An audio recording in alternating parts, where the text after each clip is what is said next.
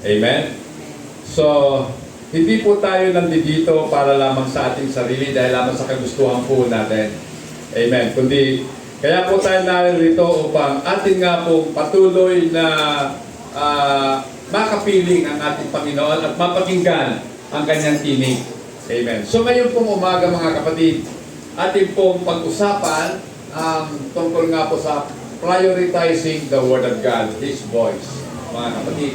Sapagkat ngayon po ay unang linggo ng taon, so dapat po talaga, kung meron po tayong mga New Year resolution, dapat po ang resolution na yan is to prioritize the Word of God. Ang tinig po ng ating Panginoon.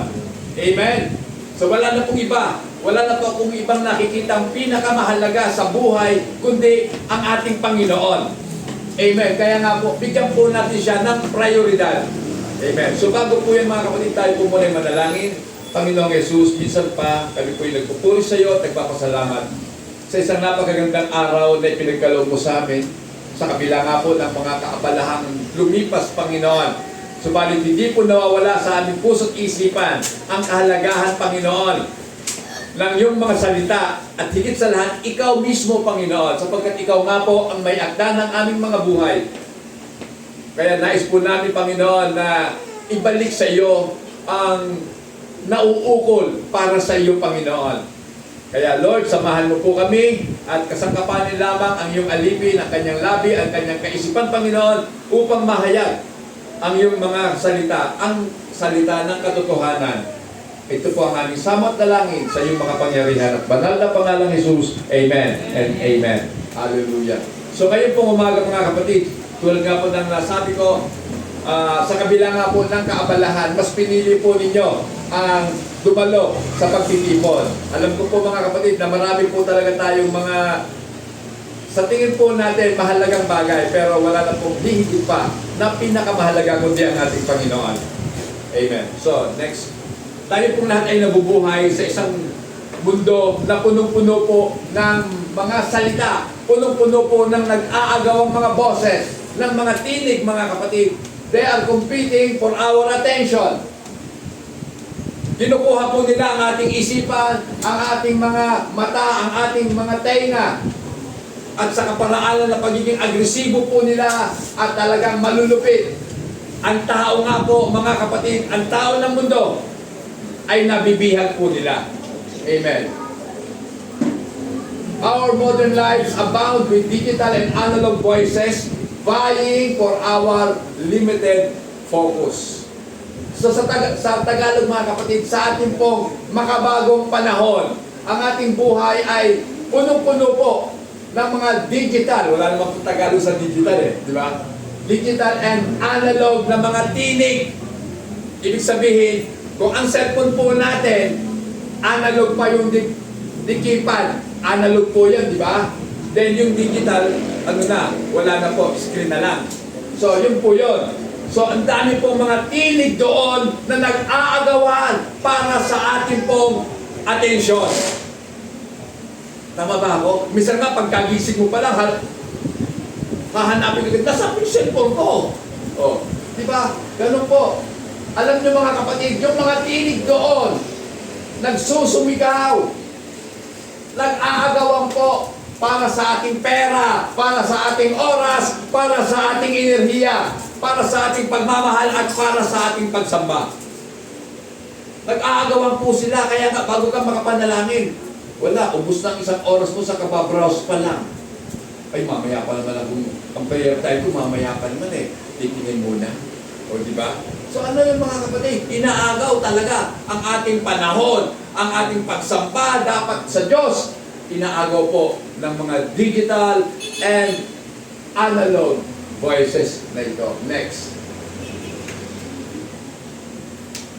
Yan. The countless incessant voices of modern life with them, the disheartening lack of silence. Alam niyo mga kapatid, bihira ka lang makakita ng mga tao ngayon na nakaupo at nagbubulay-bulay. Kahit nga sa jeep pag pumunta ka, pag sumakay ka ng jeep, kahit matatanda na, hawak cellphone. Oh, kita mo yan, pag hindi naglalaro, nagpa-browse sila. Sabi ko, dati, walang ganyan. Dati noon, uy, kumusta ka na? Kwentuhan sila sa jeep, di ba? O kaya sa kalesa noong araw. Hanggang sa natapos ang biyahe, walang humpay na kwentuhan. So ngayon, makasarili na ang tao. Amen? Wala akong pakialam sa inyo, dito lang ako. Pansin nyo ba yun, mga kapatid? Inaagaw ang ating pakikipagkapwa-tao ng mga digital and analog voices na ito. Yan. At hindi lang yan, mga kapatid, di ba? Marami. May mga tinig sa ere. Ano yan? Radyo. Di ba? TV. Oh. Yan po palang cacophony, mga kapatid. Ang ibig sabihin ng cacophony, bad sound. Kasi alam niyo naman, may symphony, di ba? Pag sinabing symphony, ang ganda ng blending ng mga sounds. Pero itong cacophony, bad sound. Parang ingay lang ang maririnig ko. Amen. Ingay ng mga salita. Kanya-kanyang salita. Nakakatulig na. Amen. Talaga nakakatulig ang mundo natin ngayon. That accompany and empower the endless scrolls and reels of images on our screens. Mga kapatid, napapanahon po yan na ating pong pagkaunawaing mabuti. Itong mga bagay na ito na umaagaw ng ating pong atensyon na dapat itutuon natin sa ating Panginoon. Subalit ngayon, ang mga tao po ay nagiging selfish na, makasarili. May sarili-sarili ng daigdig. Pamilya nga hiwa-hiwalay na. Amen? Dati noong araw, nakikinig kami ng radyo, si tatay, si nanay, ako, mga kapatid kong mga balilit, kasi ako po ang panganay. Nandun po kami lahat sa gilid ng radyo, nakikinig kami lahat. Pero ngayon, kanya-kanya na, si tatay nasa laptop, o kaya si nanay may tablet, si bunso may cellphone, si panganay may cellphone. Kanya-kanyang sulok sila, walang pakialaman. So, diba? Nasaan na? Diba? Dapat nagkakaisa, pero ngayon nagkakawatak-watak dahil nga po dyan sa gadget na yan. Sa palagay ninyo, na ma-magnify ang Panginoon? Hindi. Amen? Kaya, paumpisa ng taon, mga kapatid, dapat natin pakaisipin na sa buhay po natin, dapat, tama po yung pangaral kanina sa Sunday School, ang fasting po ngayon, ini-encourage ko po kayo, kumain kayo kung gusto nyo, kung may pagkain kayo, pero huwag kayong hahawak ng gadget. Ang fasting natin sa gadget. Sapagkat yan talaga ang napapanahon. Amen! Hindi na po uso yung pagkain ngayon. Kasi ang internet, kahit di ka kumain, bubusugin ka. Diba? Kaya nga may namamatay sa kalalaro ng ano Ano ba yung nilalaro nila? ML? Walang tulugan, walang tayuan, 24 hours, patay. Nakaupo pa rin sa harap ng computer, patay na pala. Di ba? Pero sa simbahan, isang oras lang si pastor, ang tagal-tagal naman. Isang oras na kami. Wala namang kwenta ang sinasabi. Amen. Kasi para sa atin, may kwenta ang mag-scroll. Amen? At manood ng mga short video, ng mga reels. Di ba gusto natin yung mga reels? Hindi niyo ba napapansin? Ang dami-dami ng mga content creator ngayon. Amen? Kahit walang mga kwentang tao, gumagawa na sila ng sarili nilang ano. Ito na, mga kapatid, ito na ang huling panahon. Hindi na po pagkain dapat ang fasting. Dapat yung mga pastor, ipinapangaral, huwag kayong mag-fasting sa pagkain. Dahil talagang sa mahal ng bilihin, magpa-fasting ka talaga. Pero, mura na ang Andy ngayon. Di ba? Ang fasting dapat, ito po, fasting sa gadget. Kasi kung panahon ni Jesus Christ, may gadget na, yan ang sasabihin ng mga alagad. Mag-fasting kayo, huwag kayong makahawak ng gadget. Pwede ba? Mahirap, no? Pinadali nga. Kasi dati telepono, may kable pa eh. Alam nga naman, dali mo sa sasakyan, may kable eh. Tapos yung unang-unang cellphone, may kable din. Kaya lang, mabibitbit mo yung pinaka-alin talagang receiver niya. Amen. Bitbit mo yon, hawak-hawak mo yung earpiece niya sa kayong mouthpiece. Nalala ko yung post ko palibasan ng mayaman sila. May cellphone na si Boss ha, kakaiba. So, Boss, ano yan? Ano ba yun? Ano ba tawag doon? Satellite phone? Kasi may maliit na Hindi, yan yung mga makabago. Noong pang panahon yun, makabago daw eh. Pero ngayon, wireless na. Madadala mo na lang sa bulsa mo. O, diba? So mga kapatid, yan po. Next tayo pa. In such times and spaces as ours, and such an occasion as New Year, how might we learn to drown out the digital voices that have few messages of importance for us? So minsan mga kapatid, eto na, masyado po tayong nahuhumaling sa mga bagay na digital. Sa ating pong mga social media, masyado po tayong na-influensya nito. Amen. Tingnan mga kabataan ngayon, ano na ang takbo ng isip nila? Diba? Nagmamadaling umuwi sa bahay para lamang maglaro. Oh. Ang laking problema ng mga magulang, pero hindi nila napapansin yan. Pero tayo mga Kristiyano, pansin natin ang tunay na problema ng mundo. Amen. Mas lalo tayo ngayon nahuhumaling sa mga bagay na walang katuturan. Bakit ko nasabing walang katuturan? Ang isip ngayon ng tao, magpayaman. Bakit maraming influencer? Para yumaman sila. Diba? Pag maraming view, anong usapan doon? Pera-pera lang. Bakit? Bakit ang dami nahuhumaling? Mag-TikTok. Kasi meron perang iniaalok. Ang tao po ngayon, hindi ko naman nila lahat kasi ang mga Kristiyano hindi tayo mukhang pera. Silang nasa mundo, mga mukhang pera. Amen. Aminin man nila sa hindi, mukhang pera sila. Amen. Kasi hindi po nila nakikita ang pinakamahalagang bagay sa buhay. Mas importante sa kanila yung mga walang kwenta. Better hear than hear precious embodied voices. What if the voice of Jesus carried the most weight of all? Ano kaya kung ang tinig ng Panginoon ang siyang pinakamahalaga sa lahat?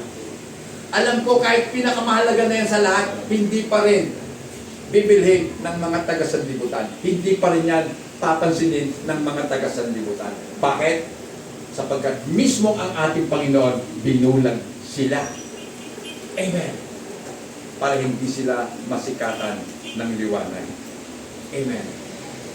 Hinayaan sila ng Diyos na mabulag. Amen. Pero tayo mga kapatid na kanyang mga anak, ito ang pinakamaganda at totoong himalang naganap sa atin. Dati tayo mga bulag, ngunit ngayon, nakakakita na. Amen. Next Paul. Ating pakinggan ang tinig ng ating Panginoon. Hear His voice. Jesus says that His sheep will hear His voice. Sinabi ng ating Panginoon, ang aking mga tupa makikinig sa aking tinig. John chapter 10 verse 3. At dito po, sinabi din ng ating Panginoon, yan na, to Him the doorkeeper opens, and the sheep hear His voice, and He calls His own sheep by name and leads them out. So tinatawag ng ating Panginoon ang kanyang mga tupa sa kanilang pangalan. Hindi po, shh, halika. Shh. Hindi po, may pangalan po. Tinatawag ng ating Panginoon tayo sa ating mga pangalan. Kaya mahalaga yung pangalan. Amen? At dito nga po, sabi dyan, the sheep hear His voice. Tanging ang mga tupa lang ang nakikinig sa tinig ng ating Panginoon. So yung mga hindi tupa, wala. Bingi sila. Amen. Hindi sila nakikinig. At dahil mga bingi, hindi sila marunong magpuri sa Diyos. Kasi hindi marunong magsalita ang bingi. Amen? Kasi wala siyang magagaya. Ang tao po kasi gaya-gaya lang yan, parang ibon lang yan. Ano ba yung gaya-gaya yung ibon? Parang saka yung mayna. Oh. Kung anong sabihin mo, kung anong ituro mo sa kanya, gagayahin niya. So tayo po mga Kristiyano, gumagaya din lang. Amen. Kaya tayo yung mga taong may pakinig. Sabi nga ng Panginoon, ang may pakinig, makinig. Amen. Kaya kung meron kang pakinig, matutunan mo na kilalanin ang tinig ng ating Panginoon. Okay. At ang sabi po dito, next mga kapatid, know His voice. Makikilala natin ang kanyang tinig. John 10:4, ano sabi? Sige po, Sister Jenny, palibasa. Kapag nailabas na, siya ay nangunguna sa kanila at sumusunod naman ang mga ito sapagkat kilala nila ang kanyang tinig. So kilala po ng mga tupa ang tinig ng kanilang pastol. Amen? So hindi po sila susunod sa iba. Kaya hindi po sila luluhod sa ibang mga Diyos. Amen? They will not bow to idols. Amen? At sila'y sasambalan sa tunay at nag-iisang Diyos. Amen? Then, and listen to His voice. Pakikinggan niya. Una, narinig. Ngayon, nakilala at ito po pinakikinggan. John 10:16, anong sabi? Mayroon akong iba pang mga tupa na wala pa sa kulungan ko. Kinakailangan sila'y ipasok ulit at pakikinggan nila ang aking dinig. Sa gayon, magkakaroon ng isang kawan na may isang pastol. Amen. And other sheep I have which are not in this fold. Marami pa ang Panginoon na mga tupa na wala pa talaga sa kulungan niya. O dito po sa iglesia. Sila ay nangalat pa. Kaya nga po, di ba, dapat po talaga ngayong taon na to, tayo po ay maging intentional sa ating pong evangelism. Sa ating pong pagbabahagi ng salita ng Diyos. Kahit personal na lang sa mga kaibigan mo, share mo na lang sila. Amen. Hindi man natin madala sa simbahan, basta nasabihan po natin ng katotohanan. Just speak the word of truth. Dahil kung anak po sila ng Diyos, they will respond to that truth. And the truth shall set them free para makarating dito. Amen. Slicing through foes like two-edged sword from His mouth. Doon po sa Revelation chapter 1 verse 16, ano po sabi, mga kapatid? Revelation 1:16. May hawak siyang pitong bituin sa kanang kamay at lumabas sa kanyang bibig ng isang matalas na tabak na sa magkabilay may talim. Ang kanyang mukha ay nakasisilaw tulad ng araw sa matanghali ang takal. He had in His right hand 7 stars. Out of His mouth went a sharp two-edged sword. So mula sa bibig ng ating Panginoon, lumalabas ang tabak na mayroong 2 talim, which is the Word of God. Diba? So 2 talim yan. Amen. So kahit saan mo siya ihampas, may tama ang tatamaan. Kaliwat kanan, may tama sila. Kaya ang salita po ng Diyos, masakit talaga. Amen. At ito'y sumusugat at tumatagos hanggang sa pinakakasukasuan at mapaghihiwalay nga ng salita ng Diyos ang espiritu at ang kaluluwa ng tao. So ibig sabihin mga kapatid, kaya niyang i-define kung ano ang espiritu at kung ano ang kaluluwa.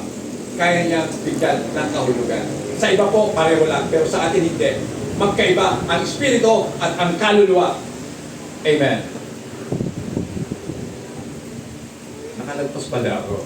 His word they hear, we hear. Ito pala. Ang kanyang salita ay napapakinggan at ito'y ating pinakikinggan. Amen? His voice roar like many waters. Sabi nga po doon sa Revelations 1:15, Pakibasa po. Nakalagpas pala ako kanina. Revelations 1:15. Umikinang ang kanyang mga paa na parang tansong pinakinggan at parang lumalagas ang tubig ang kanyang tinig. Diba? Ang tinig ng Panginoon ay parang rumaragasang tubig. Amen. Ano ba yung rumaragasa? Malayo ka pa. Dinig mo lang yung pagragasa ng tubig. Hindi po ito basta lagaslas ng tubig, kundi ragasa. So matindi pong daloy o buhos ng tubig. Amen. Na ang bawat daanan po nito, tiyak na matatangay. Ragasa yan, mga kapatid. Diba? So ganun po kalakas ang tunog ng salita ng ating Panginoon. Amen. At ang salita po ng Panginoon, matatangay ka talaga. At kung saan niya ibig kang dalhin, doon ka paparoon. Then basahin din po natin Revelations 14:2. Yeah. And I heard the voice from heaven, like the voice of many waters, like the voice of loud thunder, and I heard the sound of harpists playing their harps. Mga kapatid, mas malakas pa sa kulong ang salita ng ating Panginoon. Amen. Pero para sa mga anak ng Diyos, ito po ay napakasarap mapakinggan. Sa mga taga-sanlibutan, ayaw nilang mapakinggan ang salita ng Panginoon kasi kasing lakas ng kulong o mas malakas pa sa kulong. Siyempre, pag kumukulong ka tayo, tatakip tayo ng ating kamay. Di ba? So, sa mga taga-sanlibutan, magtatakip sila ng kamay nila pag nagsalita ang Panginoon. Pero sa mga anak ng Diyos, it lies, parang musika sa atin yon. Amen! Napakasarap papakinggan ang salita ng ating Panginoon. Ngayon mga kapatid, doon po sa sa Revelations pa muna. Revelations 3:20, ano sabi? Behold, I stand at the door and knock. Narito ako'y nakatayo sa inyong mga pintuan at kumakatok. Ang sabi, if anyone hears my voice, ang sino mang nakapakinig ng aking tinig ay magbubukas ng pintuan. Amen. So ang sino man, so ito po ay isang kondisyon na ang sino mang nakapakinig ng tinig ng Panginoon ay magbubukas ng pintuan. At ang sabi ng Panginoon, I will come into him. Siya'y papasok sa Kanya and dine with him and he with me. Wow! What a relationship, mga kapatid, di ba? Pag pinapasok mo ang Panginoon sa buhay mo, siya ay tutuloy doon, kakain kayo magkasama, at ikaw ay sasa Kanya. Amen? At siya ay sasa iyo. Amen. So napakaganda, mga kapatid, na tingnan o isipin ang mga tagpong ganito na sa pagkatok ng Panginoon sa buhay mo, may ibig siyang sabihin. May nais po siyang iparating sa atin. Nais niya na tayo ay makasalo niya sa isang pagkain, sa isang kainan. Alam naman po natin na tayo nabubuhay dahil tayo kumakain. Subukan mo kayong huwag kumain. Mamamatay ka, di ba? Kasi sa pagkain, kasama ng pagkain, pag-inom. Ang taong hindi kumakain, mamamatay na siya. Di ba? Kaya nga, kahit na lang, NGT na lang. Kumbaga, para makakain lang. O kaya, IV na lang. Dextrose na lang, mabubuhay ka pa kasi meron ka pang fluid sa katawan mo. Yung pa rin nagbibigay ng force. Pero kung i-deprive na lahat at alisin na lahat, mamamatay ka. Kaya nga mga kapatid, ito yon, pagkain. Si Jesus, siya ang tinapay ng buhay at siya ang tubig ng buhay. Amen? Sabi nga ng Panginoon, ang kumakain sa akin at umiinom sa akin ay hindi na muli pang magbubutok at mauuhaw. Amen? Hindi ka na mauuhaw pa. Amen. Kaya nga, mga kapatid, ganyan kabuti ang ating Panginoon. Ibinigay niya ang kanyang mga salita para tayo mabuhay. Dahil sabi nga po, sa banal na kasulatan, Man shall not live by bread alone, but by every word that proceeded out from the mouth of God.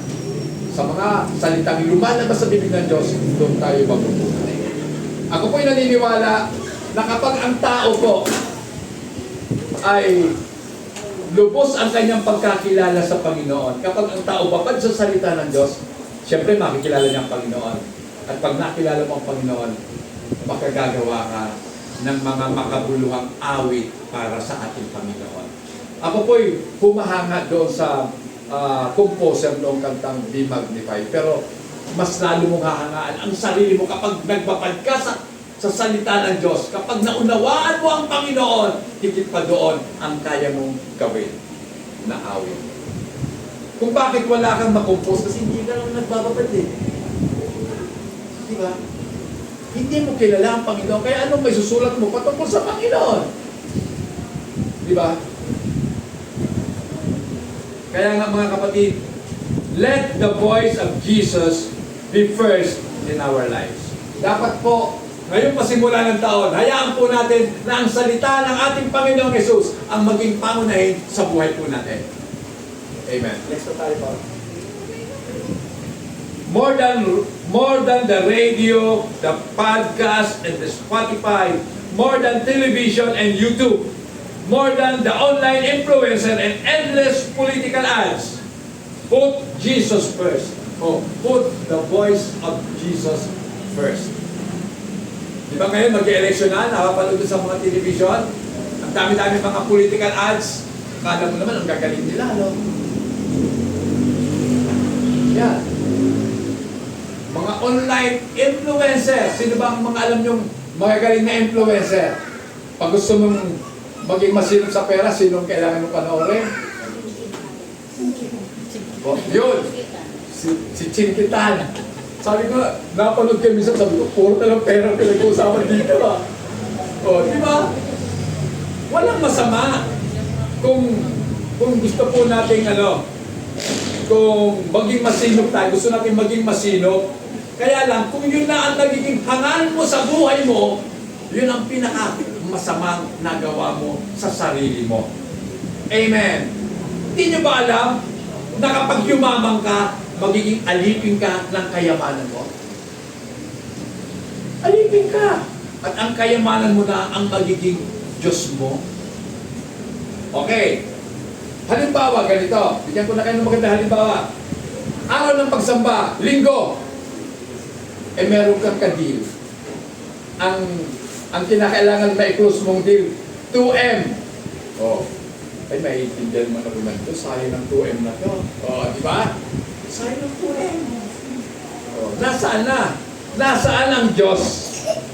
Di ba? Ipinagpalit mo sa idols. Di ba? Yung pera, nawawala. Ang Diyos, hindi. Amen.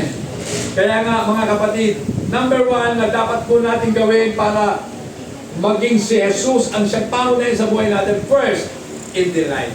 Gawin po natin na pangunahin si Jesus sa ating pong kasiyahan sa buhay. In our delight, mga kapatid. Start with the heart. Pasimula po ng pagiging masaya natin o kagalakan natin sa puso po, nagpapasimula yan. Amen.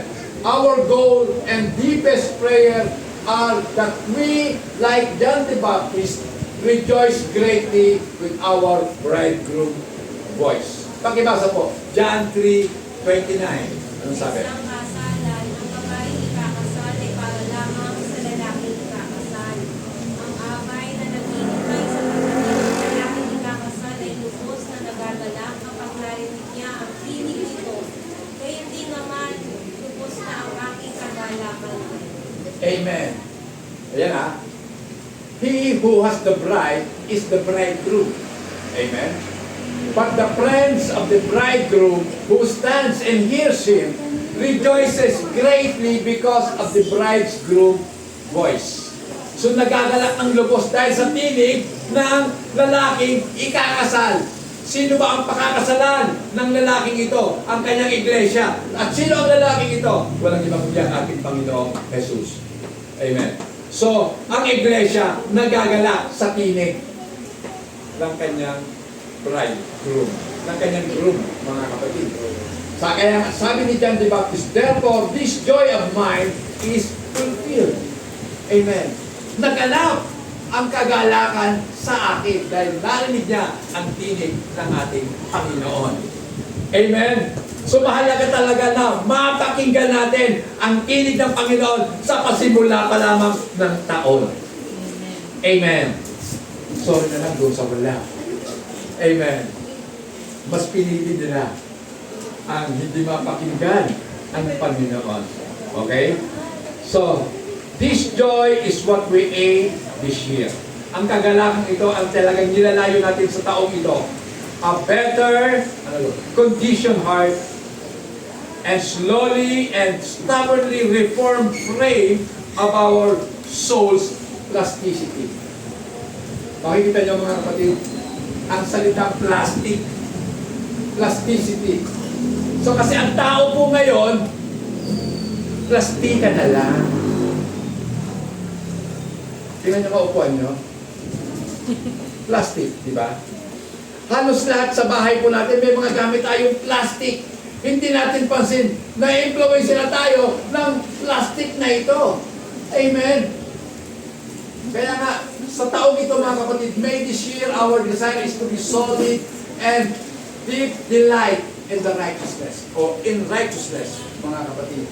Dapat sa taong ito mga kapatid, magkaroon tayo ng hangarin na ang ating pong kagalakan ay maging solid. Ibig sabihin, buo mga kapatid at malalim na kagalakan sa katuwiran. Amen. Kasi ang plastic mga kapatid, maganda lang tingnan. Diba? Kasi madaling hubugin yun eh. Kasi may hulmahan. Diba? Pero, wala eh. Napakababa ng halaga. Diba?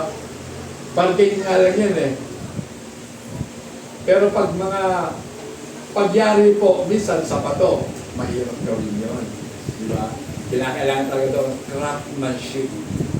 So, ito po pakibasa. Itong Romans chapter 6 verse 19. Tingnan natin. Gumamit ako ng karaniwang pangungusap dahil sa inyong likas na kasinahan.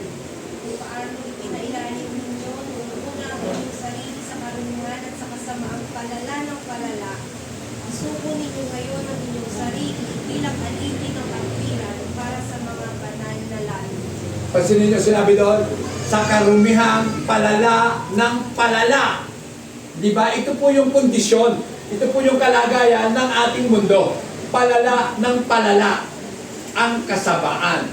At tayo daw po mga kapatid, ang sabi ni Apostol Pablo, so now, present your members as slaves of righteousness for holiness. Ating iharap sa Diyos. Yan. Ang ating mga sangkap, ibig sabihin, ang ating buong pagkatao bilang alipin ng kanyang katuwiran para sa pagiging iba, for holiness, pagiging iba. Amen. So pansin nyo, hindi ko na ginagamit itong pagiging walang kasalanan. Kasi ang holiness po sa iba, hindi ka nagkakasala. Holy ka eh. Hindi eh. Ang tunay na holiness, ang ibig sabihin ng holiness, pagiging iba natin. Kaya nga ang Diyos, holy. Bakit? Wala siyang katulad. Amen? Wala siyang katulad. At dahil ang ating ama walang katulad, dapat yung mga anak din, dapat wala rin katulad. At kung mayroon tayong katulad, dapat maging katulad tayo ng ating ama. Amen. Palakpakan natin ang ating Panginoon. Okay, sige. Ay, eto na, paborito kong verse. Romans 12:2.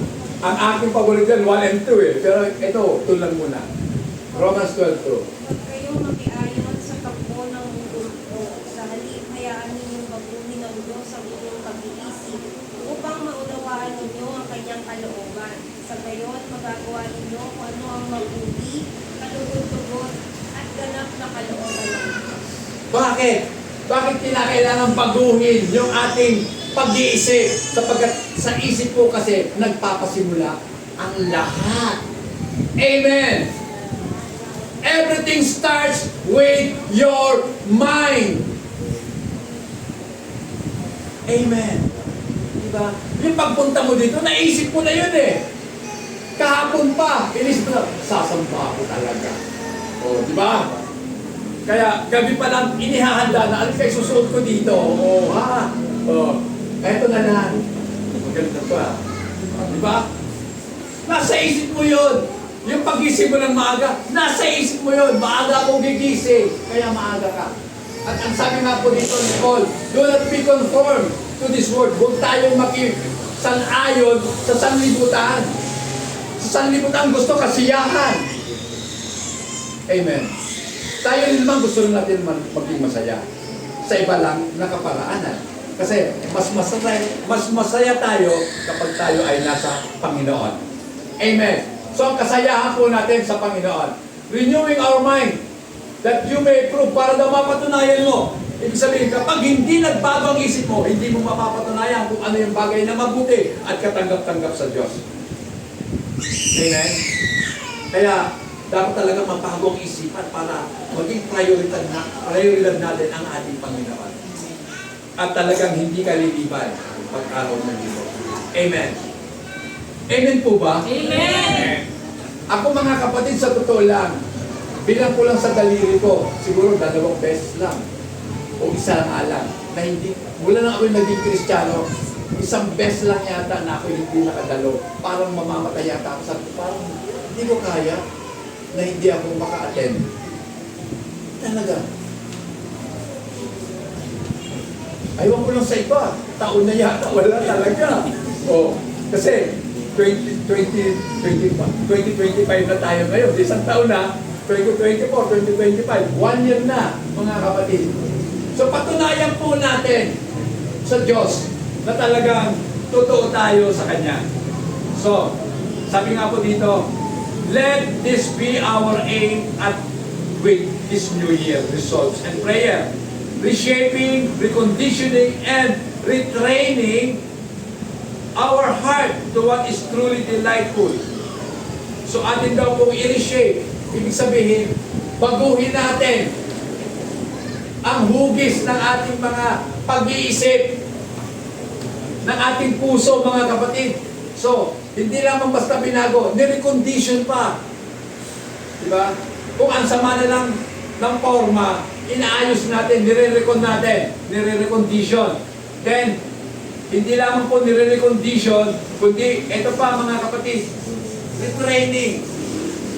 So tayo po ay nagtitrain ulit, nagsasanay ulit.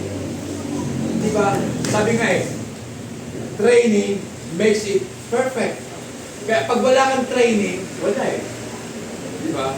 Wala pong athletes na basta nalasasabak sa competition na hindi po nag-undergo ng training. Lahat po tayo dapat tinitrain. Kaya po tayo may mga problema kasi yan po yung paraan ng Panginoon para tayo ay sanayin. Amen. Sinasanay tayo sa problema kasi may malalaking problema pang darating sa mundo. Amen. Akala mo lang peaceful na ang mundo. Pero ano bang sabi sa Jeremiah? Ano bang sabi? Peaceful, peaceful, peace, peace. But pagkatason, sudden destruction. Amen. Kaya mag-ingat kayo kung mapayapa ang mundo. Dahil biglang mawawasak na to. Amen. Biglang pagkawasak ang sasapitin. Then number 2 mga kapatid, doon sa putting Jesus' voice first, then first in reverence. Siya ay maging pangunahin sa atin kung pagbibigay galang. So kung tayo po ay magbibigay galang sa Diyos, unahin na po natin siya. Amen. As His voice becomes our delight, His word comes to have a greater authority and power upon our lives. So kapag ang tinig po ng ating Panginoon, ang siyang kasiyahan ng ating buhay, ang kanyang salita ay nangyayari, ito po ay nagiging napakalaki authority. Nagiging makapangyarihan po ito sa atin na ano pa, ang ating buhay ay isinusunod natin doon sa authority na yon. We grow in applying and complying with His word. Tayo lumalago sa pamamagitan ng ano? Ng pag-a-apply natin ng salita ng Diyos sa buhay po natin. At tayo po ay nagko-comply. iniaayon natin ang ating buhay sa salita ng ating Panginoon. So applying and complying to His Word. Despite our old instinct as sinners, in the midst of the crooked and twisted generation, sabi po ni Paul doon sa Philippians chapter 2 verse 15, we learn to honor and submit to Jesus' voice over the chorus of other voices, including ours. So natututo po tayo na bigyan po ng honor, ng pagpapahalaga at pitagan, at tayo po ay nagpapasakop sa tinig ng ating Panginoon over the choruses of this world. Diba? Kasi nga po, ang mga tinig na naririnig natin, nagkukumpit sila. Nakikipag-agawan sila sa ating attention kay Jesus. Pero dahil nga po tayo ay natuto na, pinahalagahan natin at nagpasakop tayo sa tinig ng Panginoon, kaya nadadaig ng tinig ng Panginoon ang mga tinig ng sanlibutan. Maging ang sarili nating tinig. Amen. Kasi ang tao may sarili din naman tinig yan eh. Di ba? Kapag ang sarili mo ang nasunod, ibig sabihin, wala pa sa'yo. Hindi talaga Lord si Jesus sa'yo. Maaaring ginawa mo lang siyang Savior, pero hindi Lord. At hindi pwedeng mangyari yun. Mali yun. Okay? Sa totoo, hindi ka ligtas kapag ginawa mo lang siyang Savior at hindi Lord. Amen. There are times when buying voices, even the world itself, tried to bend our mind, eyes, and ears away from the truth. May mga pagkakataon, mga kapatid, na nagkukompetensyang mga boses na ito, na maging ang boses ng sanlibutan, pilit na ipinabaluktot ang ating isipan. Iniliko ang ating mga mata at ang ating tenga, mga kapatid, palayo sa katotohanan. Amen.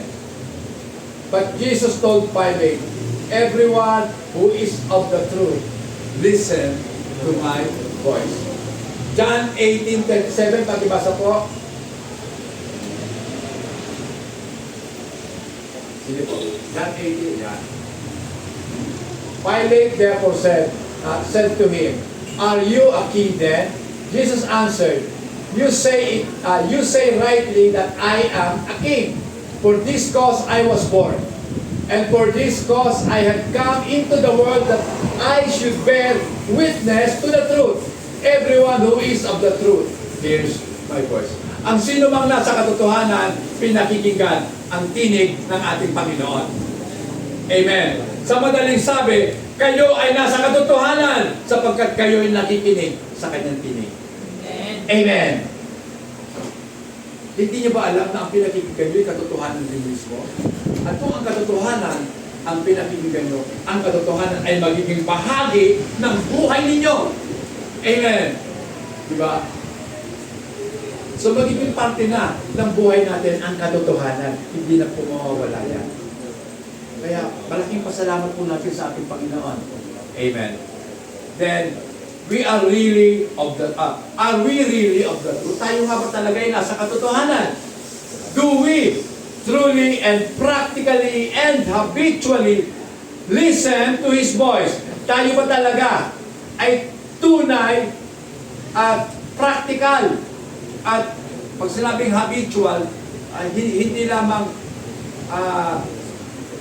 ano pag sabi doon? Pag sabing habitual, nakaugalian na natin. Hindi lang paminsan-minsan, kundi madalas. Nabit mo na yan napakinggan ang tinig ng ating Panginoon. And honor His voice over our own preferences. Mas pinahalagahan po natin ang tinig ng Panginoon kaysa sa mga sarili po nating mga kagustuhan or preferences. And number 3, mga kapatid, first, all the time. Gawin po natin ang ating Panginoon na first sa lahat ng panahon. Amen. So, matatapos na tayo. Wow. Okay. Sige. Finally, such delight and reverence to Jesus' voice will lead us to growing sense of need and joy. So, gusto ko naman po ipaliwanag yan. na ang ating pong kagalakan, ang ating pong kasiyahan sa ating Panginoon, at ang ating pong pagbibigay hugay o pagbibigay galang sa tinig ng ating Panginoon ay magdadala sa atin upang tayo lumago. Saan? Sa ating pong kaalaman na tayo ay nangangailangan at lumago din tayo doon sa kagalakan. To make His Word a clear, objective priority in our lives. And that at the daily basis, mga kapatid. So, ito po, kapag alam po natin ang tunay na pangangailangan natin, ngayon tatanungin ko po kayo, ano ba talaga ang kinakailangan ninyo? Ano ba talaga ang kailangan natin? Baka iniisip nyo, nagtatanong ako kung ano yung basic needs natin. Yes, kailangan natin yon. Pero meron tayong pinaka-kailangan sa lahat aside from our basic needs, mga kapatid. Ano yun? Pinakailangan po natin dapat buhay. Buhay ka para magkaroon ka talaga ng totoong needs. Diba? Kasi yun lamang mga buhay ang nangangailangan. Amen? Pero yung buhay mo, hindi ang pinakamahalaga. Ang pinakamahalaga, yung Diyos na pinanggagalingan ng buhay natin. Amen? Amen. Sa Kanya tayo lumapit. Sa Kanya po tayo tumawag. Amen? Sa Kanya tayo magpa-influensya. Hindi sa kung kanino-kaninong tao. Alam niyo yung mga influencer na yan, mawawala din naman sila eh. So bakit hangang-hanga tayo sa kanila? Ako kailanman hindi ako humanga sa kanila. Sabi ko nga, mga hangal. Ang isip nila, nandito sa lupa. Kasi nakapokus kayo sa wealth. Di ba? Kasi akala nila, yung wealth is a sign of success. Para sa kanila, yun na yung fulfillment ng buhay nila. Pero malaking pagkakamali nila. Ang fulfillment at success ng buhay ay yung makilala mo ang Diyos na pinanggagalingan ng lahat ng bagay. So hindi lamang makilala. Dahil ang biblical na meaning ng pagkakilala ay dapat nagbubunga. Amen? Dapat may bunga. At ang bunga niyan ay ang pagsunod. Kung kilala mo si Kristo, dapat sundin mo ang tinig ni Kristo. Amen. Maging priority sa iyo ang tinig ng ating Panginoon. Amen. Every sincere Christian had their own morning devotion. Lahat naman tayo, di ba? Amen. Lahat tayo sincere. O, di ba? Sincere tayo. Kasi kung hindi ka sincere, mabangon ka pa ng alas 2. Dapat alas 4 pag-isip mo eh. Pero dahil talagang panata mo sa sarili mo, babangon ako ng alas 2 para manalangin sa Panginoon. So, sincere ka. Pero ito mga kapatid, every sincere Christian had their own morning devotion, setting their day's mood and projection. So mga kapatid, ito, di ba? Kung meron tayong devotion, doon sa devotion natin, naisaset na natin. Kumbaga napaplano mo na yung mga gagawin mo sa araw na yon. Tama? Pero mga kapatid, eto, so nagsiset ka na ng mode mo. Kumbaga yung mode, ibig sabihin, yung magiging kalagayan ng yung pag-uugali. Kumbaga, ay, busy ako ngayon. Ang dami ko palang gagawin. So, kinakailangan yung morning devotion ko, hahabaan ko. Hahabaan ko. Amen. So, hahabaan mo pakinggan ang tinig ng ating Panginoon. Amen. So, mga kapatid, gagawin po natin priority ang ating Panginoon sa buhay po natin. Then, what we do first in the morning is telling, it reveals the priorities of our soul. Mga kapatid, ano man po ang ginagawa natin sa umaga, ito po yung nagpapahayag. At ipinapahayag po nito yung mga prioridad ng ating pong kaluluwa. Amen. We humans are wired to wake up looking for direction and nourishment. Kaya po tayo nagigising kasi gusto po natin hanapin yung direksyon ng buhay natin. At syempre, nourishment para tayo ay kumain. Di ba? Pero hindi ka agad kakain, pagkagising kain ka agad. Hindi. Hanapin muna yung direksyon. Lord, ano bang gagawin ko dapat? So direction, then nourishment. Not just physical, but also spiritual. Sadly, many turn their morning hunger to notification and news, to social media, to reels. Yan. Eto na naman kami. Yan. Nakakalungkot nga lang daw isipin. Sapagkat dapat meron tayong morning devotion, pero hindi. Hindi devotion ang pinupunta natin. Morning notification. Uy, dami kong likes. Di ba? Kaya nung gabi, ang dami mong mga pinost. Parang daming likes. So, kaya tinignan mo agad notification. Doon ka na sa social media mo. Doon ka sa mga short clips, mga kapatid. Short video sa reels, mga kapatid. So, unknowingly, next time out. Unknowingly, the hunger for our soul awake us every morning is not designed to feed on news today. So hindi lang po nakadesenyo ang ating pong maagising sa umaga para lang hanapin ang balita ngayon. But on timeless good news. Dapat ang hanapin po natin yung timeless, hindi sa kalang ng panahon mabuting balita. Amen. Yung magandang balita natin ng ating Panginoong Jesucristo. Start the day by giving our attention to Jesus, then consciously move to the rest of the day. So, consciously mga kapatid, kikilos na po tayo ayon sa ating pong mga plano. We want His voice to abide all day. Sabi nga doon sa John 8:31, pagdibasa po. Sabi naman ni Jesus sa mga Hudyong naniniwala sa Kanya, kung patuloy kayong susunod sa aking turo, kayo ay tunay na mga anak. Kung patuloy kayong susunod sa aking mga salita o sa aking mga turo, kayo nga ay aking mga alagad. And conclusion na tayo mga kapatid. Amen. Conclusion. Putting the voice of Jesus first. First in the light, first in honor, and first all the time. First in preference, and power, and priority. Let the word of truth dominate and liberate us this year. Hayaan daw natin na ang salita ng katotohanan ang siyang manaig at magpalaya sa atin sa taong ito. Through Bible reading and rereading. Hindi lamang nagbasa ka, kundi ulitin mo ang pagbasa. And meditation. Kasi ganyan po ako inuulit ko talaga. Kasi ngayon, inuulit na natin yung unang taon natin nung sa Bible daily reading natin, devotion. Inuulit ko na po yun. Kaya uulit natin. Then, meditate. Sitting attentively under faithful preaching. Ito po kayo ngayon. Mataimtim na pinakikinggan ang pangangalan ng salita ng Diyos.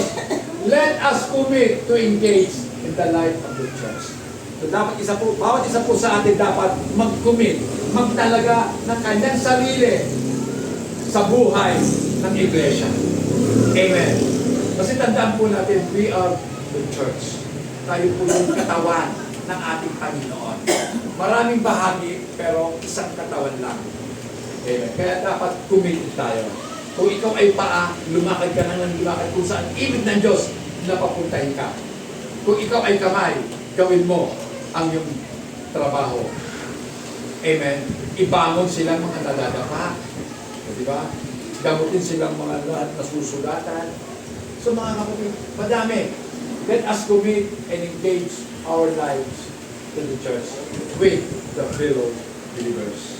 Kasama ng ating kapwa mananampalataya. Tayo pong lahat ay tumayo mga kapatid. Tayo po yung sa ating Panginoon.